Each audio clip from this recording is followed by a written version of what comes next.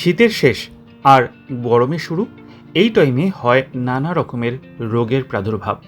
আজকে তার থেকে বাঁচার জন্য দুটি রেসিপি। নমস্কার, কুইজিনিয়া চ্যানেলের পক্ষ থেকে সকলকে জানাই সাদর আমন্ত্রণ।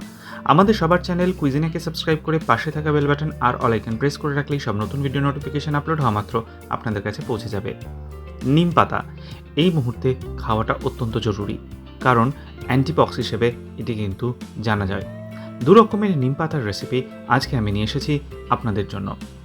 প্রথমে আমরা এখানে নিয়ে নিয়েছি কিছুটা ঘি। হ্যাঁ, এটা কিন্তু ঘিতেই ভাজবেন অতি অবশ্যই। ঘিটা গরম হয়ে গেলে এখানে বেশ কিছুটা নিম পাতা আমরা দিয়ে দিলাম। নিম পাতাটাকে জল দিয়ে ধুয়ে আমরা তারপরে জলটা ঝরিয়ে দিয়েছিলাম, আর এখানে নিম পাতাটাকে আমরা ভেজে নেব। 2 মিনিট মতো সময় নিয়ে নিম পাতাটা বেশ সুন্দর মুচমুচে হওয়া পর্যন্ত কিন্তু আমরা ভেজে নেব। তবে হ্যাঁ, খেয়াল রাখবেন ভাজতে গিয়ে নিম পাতা যেন পুড়ে না যায়। আর এই ঘিতে ভাজার জন্য নিম পাতাটার কিন্তু একটা আলাদাই টেস্ট হয়।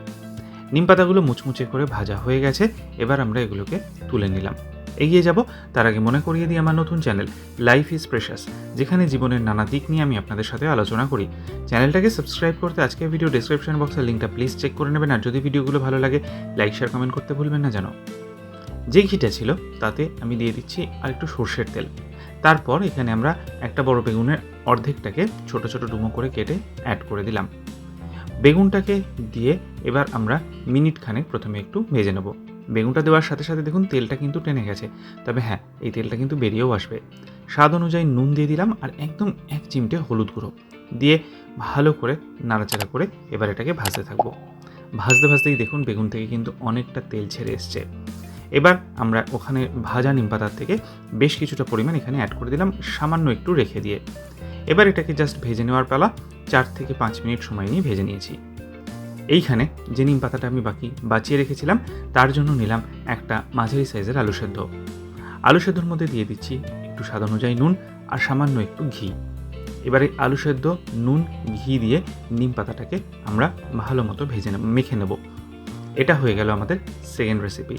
এইভাবে কিন্তু আপনারা সারা বছর খেতে পারেন, যদি আপনারা নিম পাতাটাকে ভেজে তারপরে ঠান্ডা করে একটা এয়ারটাইট কন্টেনারে রেখে দিতে পারেন।